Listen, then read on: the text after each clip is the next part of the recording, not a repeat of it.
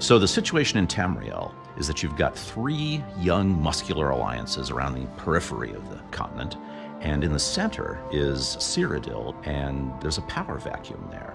Now, Cyrodiil is a big prize, a fertile heartland of the continent, and it's also the symbol of power over Tamriel in the white gold tower that has been the center of the empire for millennia now. So the three alliances all have their own reasons why they feel like they should be ruling Cyrodiil, but the fundamental reason is that the empire and Cyrodiil and the family of nobles, the Tharns that are ruling it, are weak, and the alliances are strong.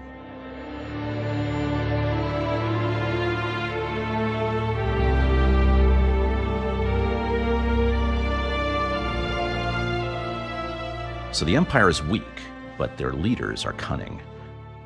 The current occupant of the Ruby Throne in the Imperial City is Empress Regent Clivia Tharn, and her father is actually the Chancellor of the Elder Council. His name is Abner Tharn, and he is a very old but powerful and really wily battle mage, and his family have been secret Daedra worshippers for generations. So when he sees the threat of the three alliances around the periphery and their inevitable interest in Cyrodiil, he turns to his family's old allies, the Daedra, and Molag Bal's main agent on Tamriel, the necromancer Lord Manamarco.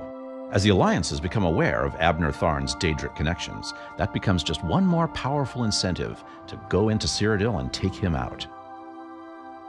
So, the alliances are very different, and they have different reasons, and they have different justifications for why they are going to be marching into the center of the continent. And this goes back to the individual leadership of the three alliances, and their motivations for why they're doing this in many ways reflects the values of the alliances themselves. For the Daggerfall Covenant, the reason why they feel they must prosecute this war really goes back to history for them. The leader of the Daggerfall Covenant is High King Emric of Breton. He is a sort of amateur historian of imperial history, and it's clear to him when the empire is strong, that's when things are peaceful and good for the people of Tamriel. And the empire is fundamentally a human endeavor, and at the moment the humans in Tamriel are failing, and it's up to the Daggerfall Covenant to take up the torch and keep the elves from mucking things up.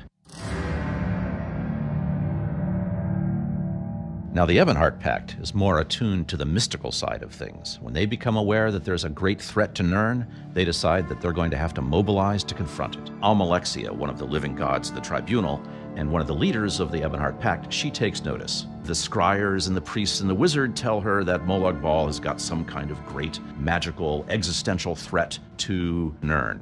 Now, having the Empire working with Molag Bal and Manamarco absolutely cannot be tolerated.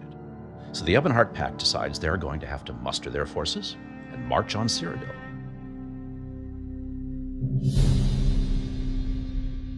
The Third Alliance, the Aldmeri Dominion, is led by Queen Irene of the High Elves, and her reasons for pushing this war into Tamriel are geopolitical and also personal. Before she'd assumed the throne, Irene had been an adventurer in Tamriel, and she had suffered personally at the hands of Abner Tharn in the Imperial City.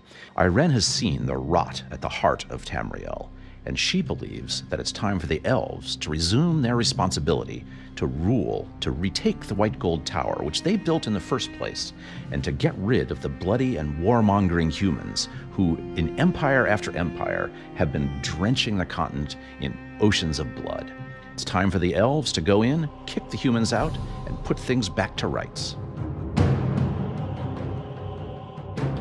What's great about this from a gameplay standpoint is that it gives each alliance a distinctive feel and ambiance. They each have their own methods and goals.